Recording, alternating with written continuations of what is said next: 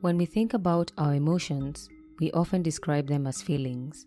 However, this definition does not fully describe emotions for what they are.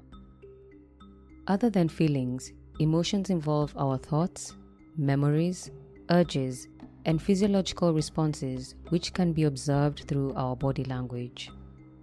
When we are learning how to identify our emotions, one simple tool we can use is an emotional thermometer. The purpose of the emotional thermometer is to teach you how to identify and name your emotions. Like any other thermometer that measures temperature, an emotional thermometer allows us to gauge how high or low our emotions are. Take a moment to observe what you see in the diagram. You may note several colors indicated in our thermometer. Starting from the top, we describe this region as the red zone, which represents a state of hyperarousal. Here, we may experience emotions such as anger, rage, or anxiety.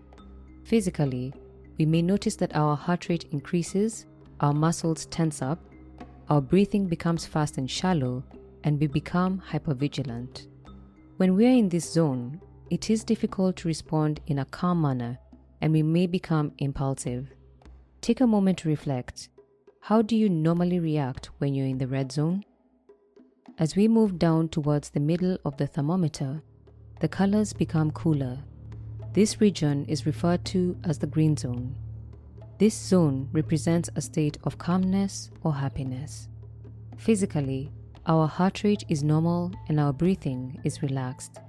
Psychologically, we can think clearly and can rationalize difficult conversations. Take a moment to reflect. How do you know when you're in the green zone? As we move further down in the thermometer, we move towards another state of dysregulation known as hypoarousal. When we're in this zone, we may experience emotions such as sadness, depression, or despair. Physically, our bodies try to conserve energy and we may experience tiredness or lack of energy. We may find that we want to isolate ourselves, become distrustful, or pessimistic. Take a moment to reflect. How do you know when you're in the blue zone? It is important to note that our emotions serve various functions, such as motivating us to carry out certain tasks, to provide information about our environment or our internal state, and to communicate to others how we feel. In the following sessions, we shall learn some of the ways that you can learn how to regulate your emotions.